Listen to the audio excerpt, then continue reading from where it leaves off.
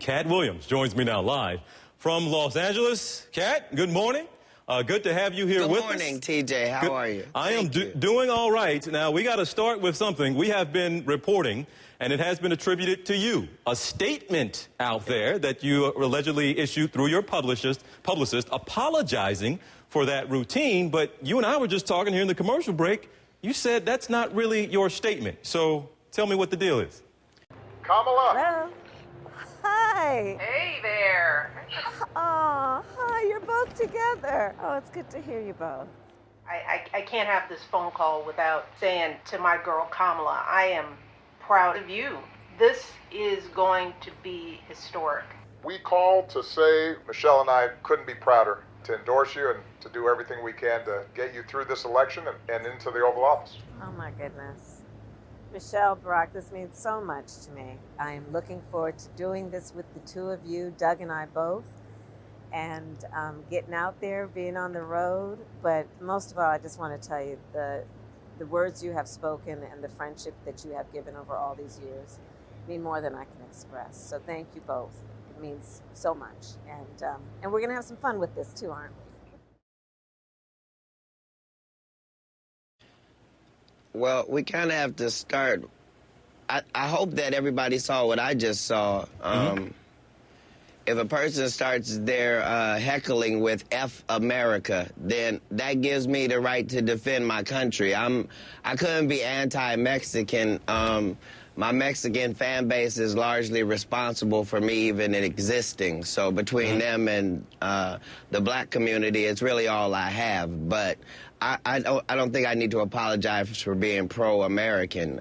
The guy said that all of this is still Mexico, and I was just giving him geography. This is America, greatest country in the world. So. Well, help us understand. So, do you not apologize for anything? We showed like a 50-second clip there. It's like 7 or 8 minutes. Go ahead. I apologize for the fact that the word anti-Mexican is being said to a black guy in America. But you don't apologize for what you said in that stand-up. I'm not allowed to. As a stand-up, the only thing that I sell is uncensored thought. So I'm only selling them the way I think, uncensored. So I'm not allowed to then come back the next day and apologize. That's for the Tracy Morgans of the world. I meant what I said, and I said what I meant. I'm apologizing if somebody thought I was trying to be anti-Mexican. Mexicans are my friends, so Katt, why is it somebody is allowed to put out a statement apologizing on your behalf then? Sir, they put out a DVD called Katt Williams' 9 Lives while I was in jail without my permission. A lot of stuff has been happening to a lot of black celebrities in the world. We just deal with it, thank Jesus, and keep on going, sir. Now, I guess it's clear to say, you gave me a little bit of what he was saying, but he kept going on and on, this heckler. Now, what was it? You said he said F America. That certainly sets you off. But go ahead. We were in Phoenix. So this is a heavily Mexican-American crowd.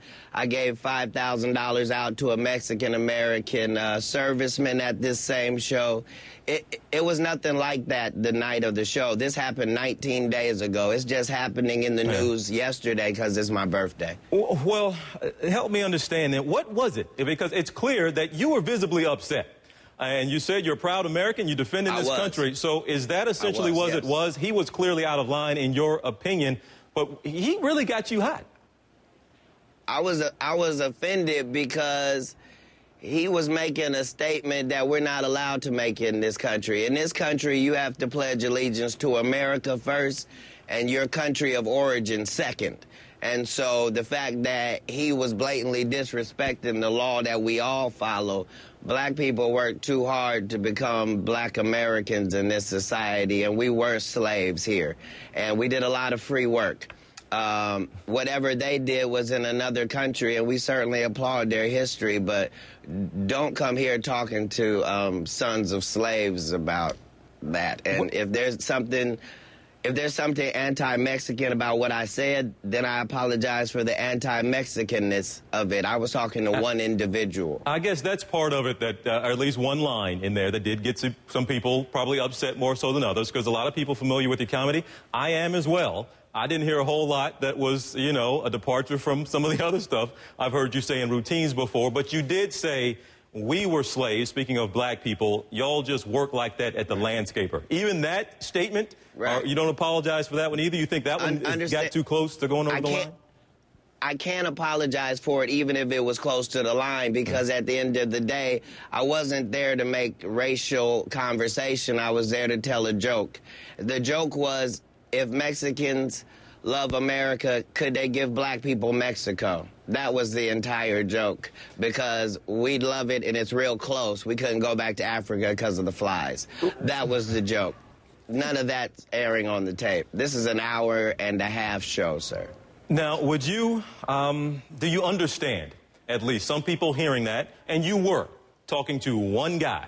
It's clear that other people in the crowd were laughing at what you were saying to him, even as you were going off on the one guy. If I had disrespected Mexicans, I wouldn't have been able to get out of there alive, sir, with all due respect. But as people, do you understand why people who do hear it maybe do get offended by it, who maybe didn't read or listen to the whole 7-8 minutes of it, but just maybe read a few comments? Do you think they just have the wrong impression, or you understand why some might think the landscaper comment might have been offensive? Telling a Mexican like that guy to get to stepping back to Mexico, how that comes off as being offensive? No, he said that we were in Mexico. So let me just say this. Yes, I can see what you're saying, TJ. Yeah. And at the end of the day, I think those people should watch more of this CNN show so they can see there are real news factors going on in this country, things we should discuss, like our president versus football, rather than worry about what a comedian's saying. If you don't like me, don't come see me. If you do like me, I'm here for you. But I love Mexicans and I love Mexican Americans. But I love America overall. Let's be very clear about that. Any concern about how people might view you down the road, how this could impact your career down the road? People might not want to book you in Texas or Arizona or California. Sir. Wouldn't that be fantastic? Let's let that happen, but let the statement be that I'm a Christian, I'm straight. All right. Well, we will leave it there. Again, I'm glad we got to clear it up, because we have been, Katt, this morning. Thank you, TJ. We have been talking about this morning an apology that Katt Williams sent out, and you're telling me that was not your apology, so that's important to note this morning. I just made my apology, TJ, live in front of CNN. Katt, good to see you, buddy. You enjoy California. We'll talk to you again soon back here in Atlanta. Absolutely.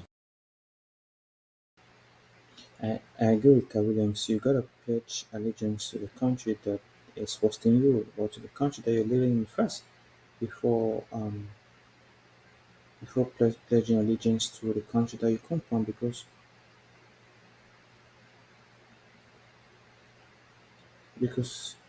it's the country you're living in, and also the country is hosting you, so you have to pledge allegiance to the country that you live in. Take, for example, a war break out in a country that you're living in. Won't you go and assist that country? Will you expect the country to suffer like that? Take America like a woman. Take America like a woman, or like a house where you're living and thieves are breaking into the house. Won't you push away the thief? Would you fight to push away the thieves? You will, right? So if you're a foreigner living in America, for real, you gotta pledge allegiance to America, because it is the country that is hosting you. It is not just the country, but it is a house that is hosting you. So you have to pledge allegiance to the house. So I highly agree with Collins on that part. Then I will also say too that he got a little emotional, even though the guy too got emotional too, and is played out in a way that some people might have said, like, that was too much. But I know sometimes we get super emotional, especially when we talk about sensitive topics. So we are prone to get really emotional when it comes to topics that